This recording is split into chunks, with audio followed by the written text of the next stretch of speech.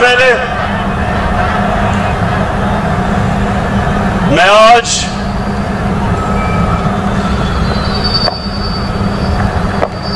अपनी कौम का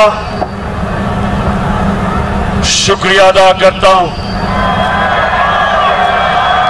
आपका मैं दिल से शुक्रिया अदा करता हूं कि आप जिस तरह मेरी कॉल पे हर पाकिस्तान के कोने से आज यहां है, मेरा दिल से मैं आपकी अप्रिसिएशन और शुक्रिया अदा करता हूं। बहुत बहुत शुक्रिया आपका। मैं अपनी टीम जो ऊपर बैठी है, मेंबर्स पार्लियामेंट, मैं आज इस स्टेज से आपको खराज तहसीन पेश करता हूं कि मुझे पता है कि जिस तरह की आपको लालच दी गई, पैसे ऑफर किए आपको, जिस तरह हर किस्म की आपके ज़मीर को खरीदने की कोशिश की गई, मैं आज आपको खराज तहसीन पेश करता हूं कि माशाअल्लाह आपने मुझे खुश किया। मुझे फख्र है आपके ऊपर।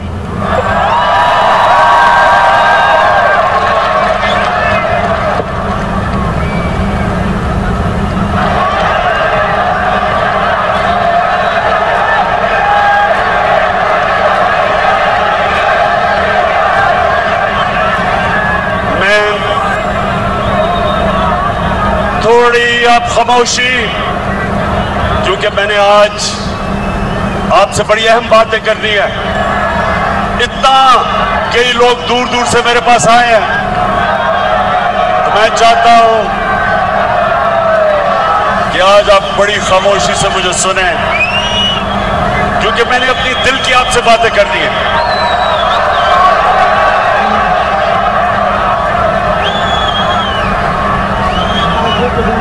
मेरे पाकिस्तानियों,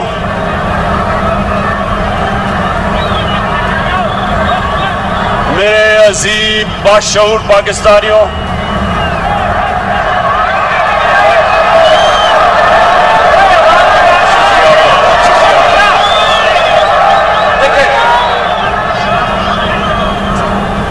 मैंने आज आपको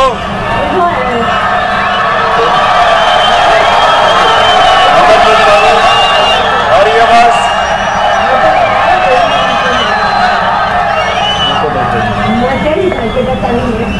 मैंने अमर बिन फारूक में आपको जो दावत दी, उसका क्या मतलब था? तो मेरे से लोग पूछते हैं, इमरान खान तुम दीन की इतनी बातें क्यों करते हो? मेरे से लोग पूछते हैं कि आप दीन को सियासत के लिए क्यों इस्तेमाल करते हैं? तो मैं आज आपको सबके सामने पहले ये जो मेरे दिल की बात है वो ये कि आज से 25 साल पहले जब मैंने अपनी जमात बनाई थी, तो मैं सिर्फ इसलिए सियासत में आया था कि हम जो नजरिया पाकिस्तान,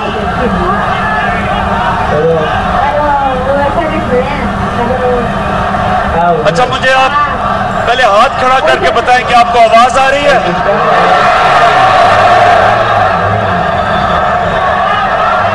सबको आवाज आ रही है? उधर नहीं आ रही? अच्छा एक मिनट, जिनको आवाज नहीं आ रही वो हाथ खड़ा करें।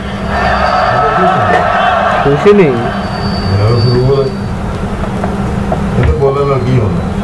फैसल ये चेक करो इसका क्या मसला, पानी आ रही आवाज उनको।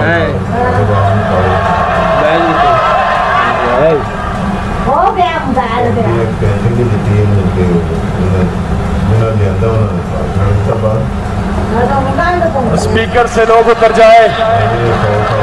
आपसे गुजारिश है कि स्पीकर जो लगे हुए हैं उनसे आप उतर जाए ताकि आपको आवाज सही जाए।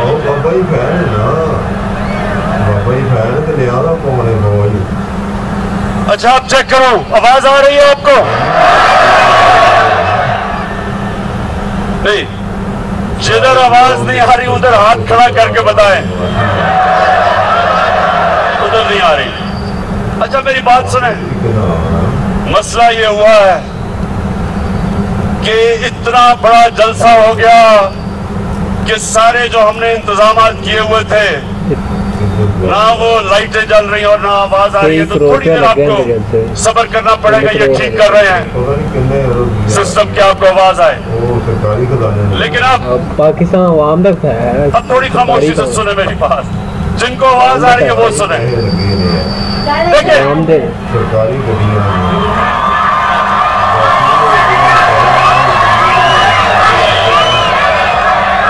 कैसा है मेरे पाकिस्तानियों, जब मैंने सियासत शुरू की तो मेरा एक मकसद था कि मेरा मुल्क जिस नजरिए के तहत बना था, आगे बस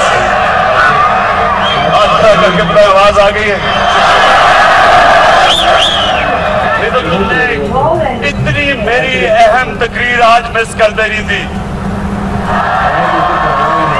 अच्छा सुने, मैंने बड़ी बातें आपसे करनी है और आखिर में जो मैं बात करूंगा वो सबसे अहम है। शाह महमूद कुरैशी ने जो बात की थी कि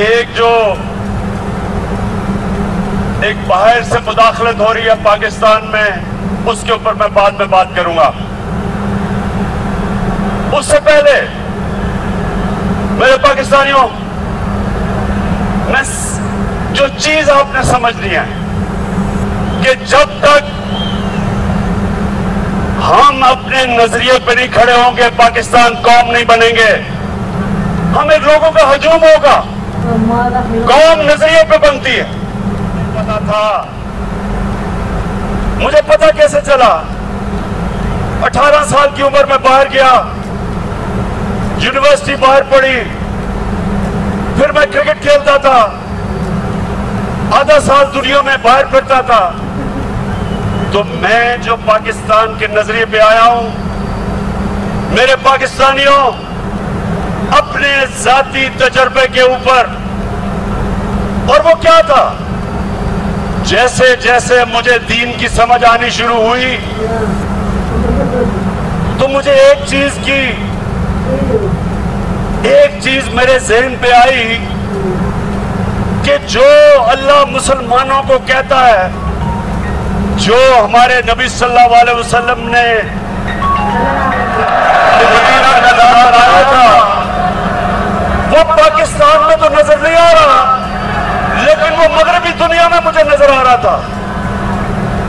मुझे आहिस्ता आहिस्ता पता चला कि मोहम्मद अब्दू जो 100 साल से पहले यूरोप गए तो उन्होंने एक जुमला कहा, नौजवानों, उन्होंने जुमला ये कहा कि यूरोप में मुझे मुसलमान तो नहीं नजर आए, लेकिन बड़ा इस्लाम नजर आया। और वापस जब वो मिस्र गया तो कहता, यहां मुसलमान तो बड़े हैं लेकिन इस्लाम नहीं नजर आ रहा। तो मैंने अपने तजर्बे से जो मैंने मगरबी माशरे को समझा, तो मुझे पहली दफा समझ आया कि फलाई रियासत क्या होती है। पाकिस्तान में तो कोई फलाई रियासत नहीं थी। मैं जब पहली दफा बरतानिया गया तो पहली दफा मैंने समझा कि फलाई रियासत क्या है। बरतानिया में एक आम आदमी के लिए अस्पताल में मुफ्त इलाज, उसके बच्चे के लिए मुफ्त तालीम, वो बेरोजगार होता था तो हुकूमत पैसे देती थी, अनएम्प्लॉयमेंट बेनिफिट्स। वो अदालत में जाता था तो हुकूमत उसको वकील करके देती थी। ये पहली दफा हमने देखा।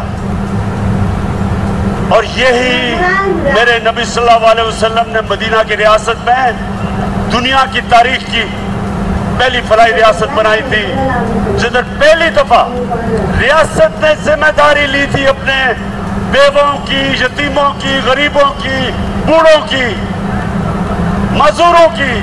ये पहली दफा मुसलमानों की रियासत में ये चीज आई थी। तो ये तो मैंने यूरोप में देखी, स्कैंडिनेविया में देखा कि वो किस तरह अपने गरीब तबके को ऊपर उठाते हैं।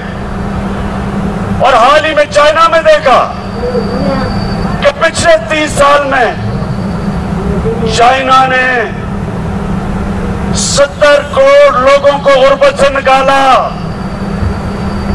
ये वो हमारे नबी सल्लल्लाहु अलैहि वसल्लम के जो अहकाम थे उन पे चल रहे हैं। पाकिस्तानियों, ये याद रखें कि हमारे नबी सल्लल्लाहु अलैहि वसल्लम रहमतुल लिल आलमीन थे। हमारा जो खुदा है वो रब्बुल आलमीन है, सब इंसानों के वो खुदा हैं। और हमारे नबी सब इंसानों के लिए रहमत बन के आए। इसका मतलब क्या कि जो भी इंसानी माशरा उनके अहकामात पे चलेगा, अल्लाह की बरकत आएगी। वहां उस माशरे पे अल्लाह की नेमतें आएंगी। जब कुरान में अल्लाह कहता है कि नबी के रास्ते पे चलो, तो हमारी बेहतरी के लिए कहता है, क्योंकि जो मदीना की रियासत पे अल्लाह की नेमतें और बरकतें आई, देखते देखते एक रियासत, एक लोग जिनकी कोई हैसियत नहीं थी, दुनिया की उन्होंने इमामत की, वर्ल्ड लीडर्स बने। सदियों तक मुसलमानों ने दुनिया को लीडरशिप दी। तो वो क्या, जब आप नजरिया पाकिस्तान की बात करते हैं तो वो क्या चीजें हैं? सबसे पहले कि एक रियासत में रहम हो, एहसास हो अपने कमजोर तबके का, इंसानियत हो। तो उस रास्ते पे मेरे पाकिस्तानियों, मुझे बड़ा फख्र है कि हम निकल चुके हैं। हम वो मुल्क हैं जो किसी भी दुनिया की डेवलपिंग वर्ल्ड, जो मुल्क तरक्की कर रहे हैं, किसी मुल्क के अंदर भी यूनिवर्सल हेल्थ कवरेज नहीं है। हर हमने खानदान को हेल्थ इंश्योरेंस दी 10 लाख रुपए की।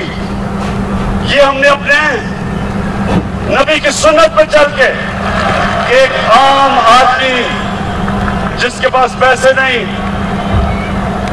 जिस घराने में गुर्बत हो, उधर उनको सबसे बड़ा मसला होता है कि कोई बीमार हो जाए, क्योंकि उनके पास पैसे नहीं होते।